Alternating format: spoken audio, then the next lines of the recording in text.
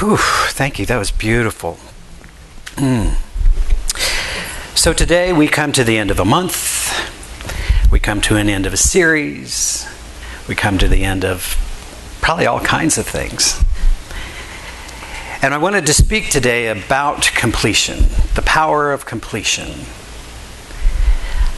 Now, interestingly, as I was kind of thinking about life and the journey, I was like, it seems like it was about a year ago that I came to Charlotte, snuck in here, did a little workshop to check you guys out.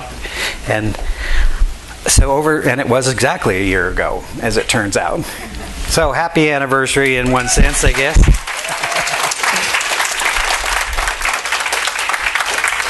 A lot can change in a year, huh?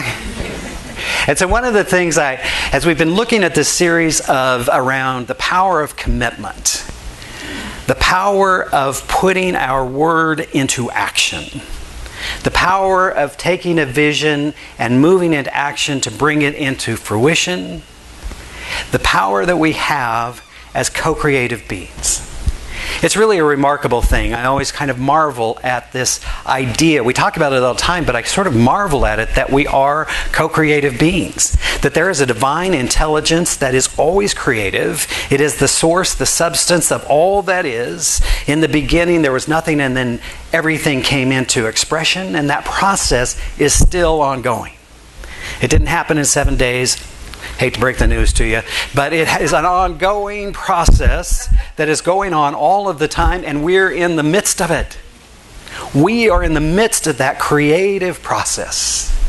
And so for many of us, we didn't know that we were creative beings. We didn't know that there was power in our word. We didn't know that there was power in our belief. We didn't know there was power in our thought. And so we lived a life that was the effect of everything going around us. We didn't know. Some of us now know. Some of us like to go back. Because once you know something new, you become responsible for it, don't you? Yes. And so we take a little different approach when we're realizing that we are co-creative beings, that we have the power to vision, to imagine, to create, to explore, to become more than who we are today. It is sort of a paradox that we are all that God is. But all that we are is God. I should say it that way. All that we are is God, but we are not all that God is. In other words, the drop of the ocean has all of the characteristics and qualities and essence of the ocean, but it is not the entire ocean. But the drop that has come up out of the wave and is living in this air for a moment probably thinks itself as independent of the ocean until it moves back into the wholeness and rejoins itself. In many ways, that's the journey we are on. Now, when we become aware that we are co-creative beings, that we have a power by our birthright, it's not something that makes you better than anyone else. It's what we all have and what we all enjoy. We then want to be conscious co-creators. We want to look at, what am I imagining? What am I dwelling on? Where am I paying attention? Where we place our attention is what has us in the world. And so we know from a lot of experience that if we focus on the bad, we will find it. It will find us. It's a mutual agreement, isn't it? Yes. Seek and you shall find is a wonderful passage that has been given us, and it's true of all things. Seek God and you will find God. Seek otherness and you will find otherness. Seek and you will find. Knock on the door and it shall be open to you. So when we look at this idea of the power of completion, what I know is in the time in which we live, we are so good at celebrating beginnings. Right? It's funny, for a period of time I was selling real estate, and sort of the joke was when a brokerage takes on a new agent, then there's a big deal. There's a welcome party, and there's a little ad in the newspaper, and there's yay, yay, yay, so-and-so's here. part of our team. And then one day you come into the office and there's an empty desk. It's like, what happened? Because there was no acknowledgement, there was no newspaper ad saying they're gone. Right? We tend to want to celebrate new beginnings. We love the birth announcements and all of that, and yet we are resistant to the letting go. In the hospital now, it's not uncommon for the body to be taken out of the room through some back elevator into the morgue, and all of a sudden, they are no more. Olden days, you put them in the living room. Right? It was a part of, this is a completion. This is a letting go. This is a celebration. And so what I find for us, we've talked a couple of times about this idea of the creative creation, of taking a vision, an idea, an image, imagining something, imagine your life as it could be, and then moving into action to bring it into experience. And we talked about the difference between action and activity. Action being those things that will actually produce results according to the vision. Right? So activity is getting busy, doing stuff, all kinds of stuff. But not the stuff that brings the vision into fruition. So when we move into action, when we do the things necessary to bring about the desired result, then at some point we want to stop and celebrate our accomplishments. We want to stop and celebrate. How many of you have a to-do list? And how many of you have checked off everything for your day? How many of you ever check off everything for your day, right? But how often do we just let, like, one more thing, we keep adding to it, we keep adding to it, we keep adding to it, and then we're exhausted. And we haven't even started the day. So at some point we want to start checking these things off and go, good on me. I did what I said I would do. We talk a lot about the power of our word, about being our word, keeping our word. And you know who we're worst about it with? Ourselves. We lie to ourselves all of the time. I shouldn't make this assumption about you. I'll just have a moment of self-disclosure. I lie to myself all the time. Today I'm really going to get after it. Today I'm really going to watch my eating plan. And then I eat my eating plan along with everything else that was available in the house, thinking, well, okay, right? So I know I'm the only one. You can judge me. Go ahead. Get it out of your system. Go ahead and judge me harshly. Right? We all do this. So the power of really being clear about what we say we want, moving into action to accomplish it, and staying out of the activity that's all the other stuff. So I say there's my goals and there's the should goals. You know, the things I should be doing. And I don't know about you, but I'm not very good about ever getting those done. I can find 101 reasons, and give me a minute and I can find 201 of why I don't have time, whatever. So one of the great things that I learned along the way was I can cross it off the list and be complete. I can just say I'm not going to do it. Why lie to myself and say I am when some part of me knows I'm not? Cross it off the list. And get focused on what we should be doing for ourselves. What will fulfill us. You see, there's a huge psychic drag that we carry with ourselves when we have all of this incomplete stuff floating around. It happens emotionally. I don't know if you've ever had this experience. You ever dated somebody that wasn't complete with their last relationship? No? Again, more self-disclosure, okay. Right? And they're not ready to be fully present for you. They're not ready. To some degree, I think about this last year, and I think in some ways, you know, we're always working through our past, where this church has been up until now, and we're going in a new direction, and I know there's a pull to go, maybe we should get back to the good old days. I hear that all the time. And I just keep thinking, when were the good old days? People talk about it in the world. Let's get back to the good old days. When were those exactly? Because I'm a young guy. But in my experience here on the planet, there's been challenges at every point in my life. Not only my own, but in the world around us.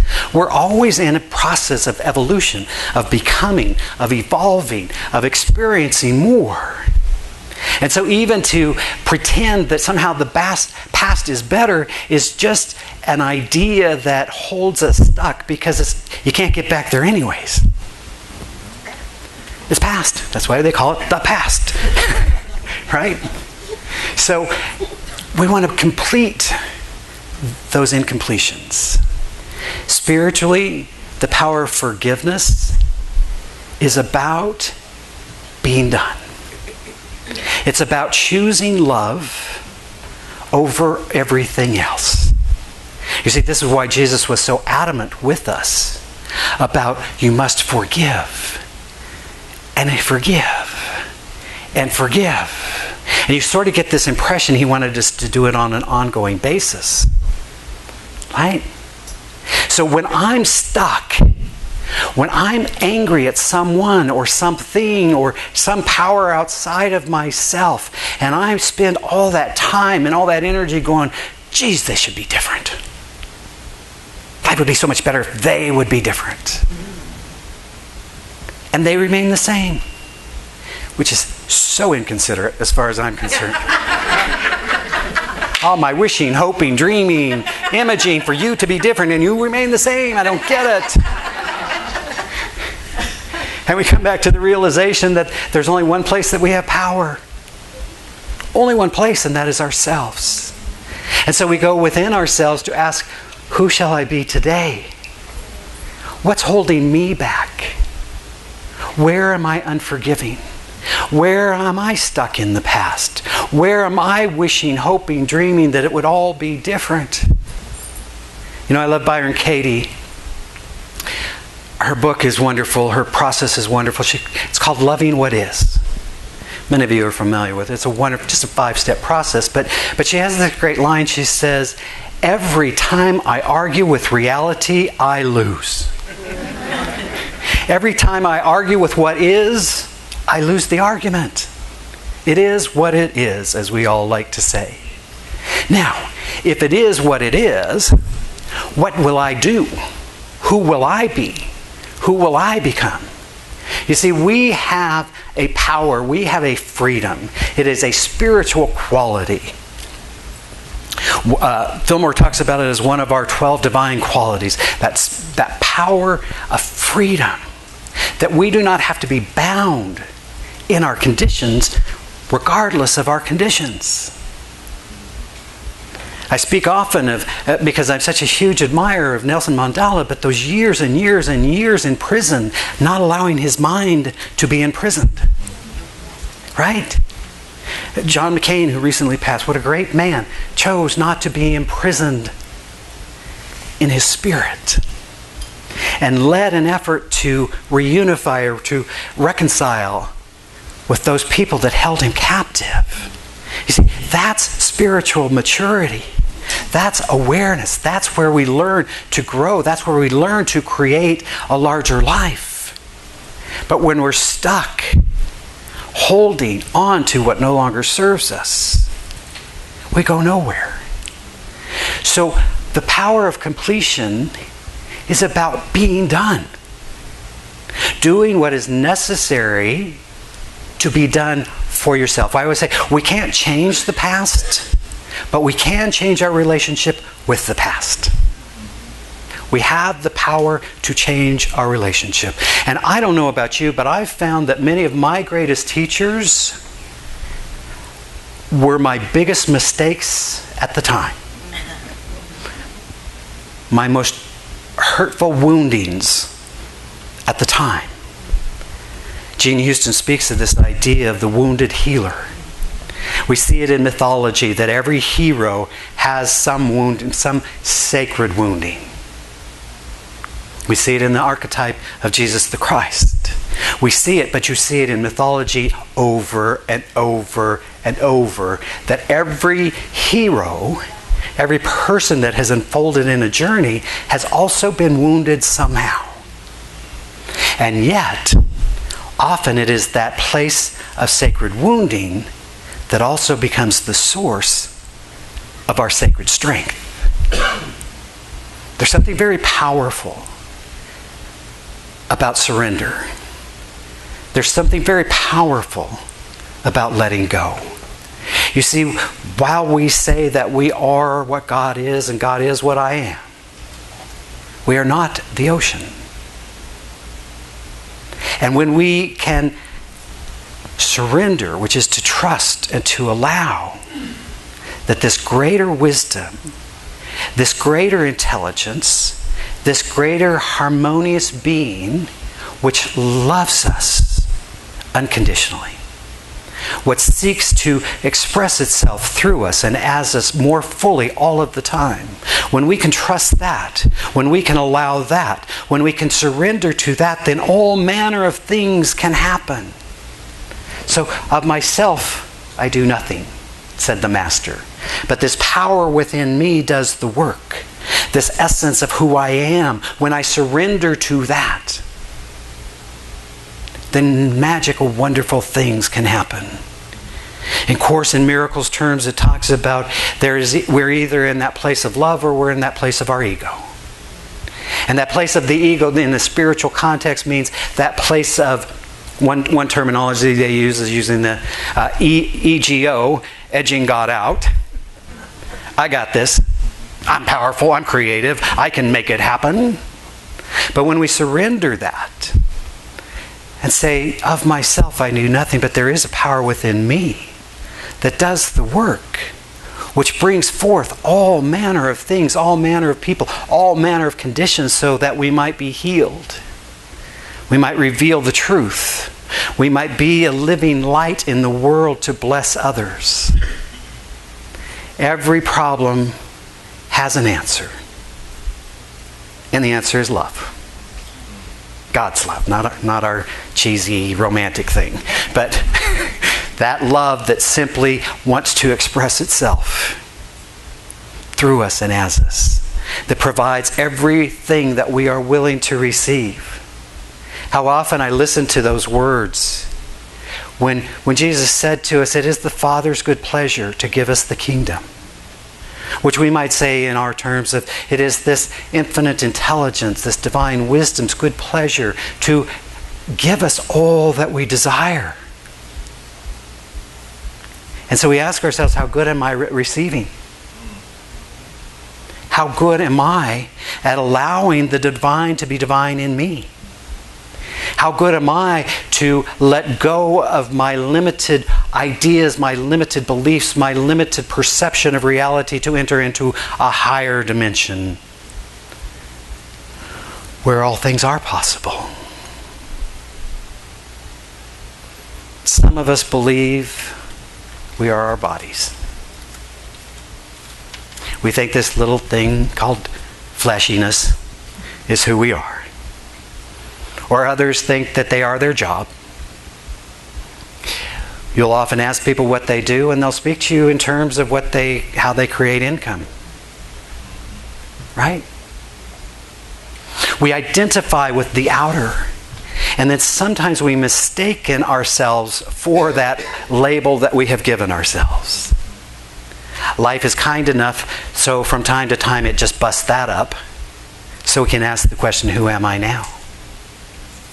We might call it a crisis. We might call it a falling apart. But sometimes that falling apart, that destruction of the old order of things is necessary so that we might fulfill that which is in our heart to be revealed. How cool is that? So, the invitation for us is to look at those areas where we are incomplete. Those relationships that still feel unresolved. Those things that we know we're never going to do but keep talking about doing someday. All of that psychic energy that's wasted in the things that aren't probably going to happen, why not take them off the list? Can I get my list to 3 or 5 things that I will do no matter what? I think that is the power. That is the power. It is also the place of our genius. It is also the place where when we find our gifts and our talents and our abilities and we live more fully from that, that is why we're here. I don't know, I'm not certain, whether God cares or not whether your garage is clean. I don't know. I'm not certain. I'd never read it in the Bible, but maybe there. I haven't read the whole thing, and sometimes I didn't pay attention to parts. Right? We get so compulsive about certain things and miss what's really going on. And so all of us will come to a moment of completion with this lifetime. Not with life, just with this body. When we bring that to close and we move on to the next dimension, when our spirit moves, our soul moves to that next dimension, I want to be complete. I want to slid into home base and go, I'm done. Take me now, right? I don't want to leave a lot of stuff that's undone. I want to live fully now. And so I do it day by day. I'm not going to wait for some crisis. Crisis has taught me much. And it's one way. But it occurred to me some point, why not listen to the still small voice when it's still and small?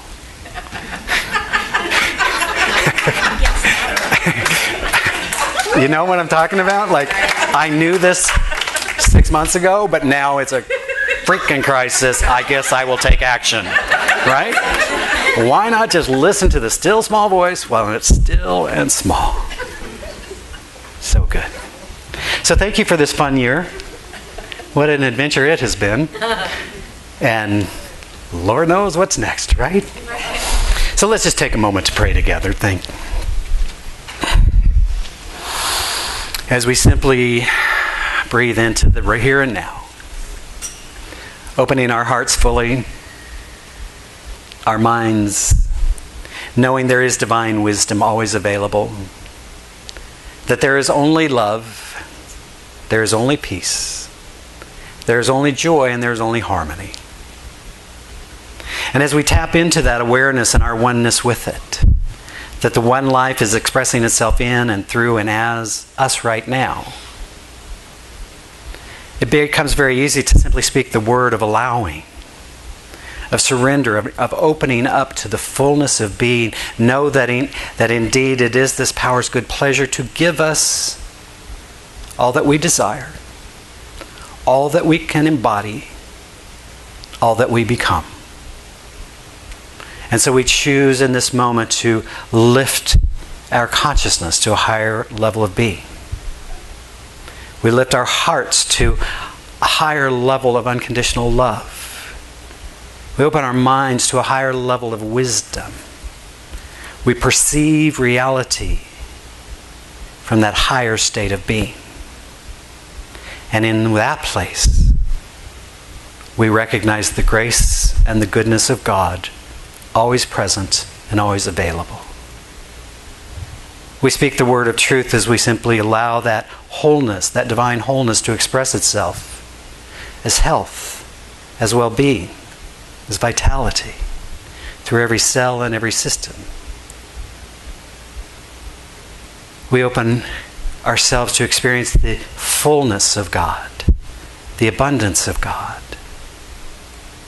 We choose to live in the flow, graciously giving, generously receiving of this divine bounty. We choose love. We choose to forgive. We choose to release. We choose to let go. To live in the fullness of this moment, knowing who we are. Joining with Buddha, I am awake. Joining with Yahweh, I am becoming. And so in joy and gratitude, I simply give thanks for all of the blessings. I release knowing that the blessing we extend is a blessing to all.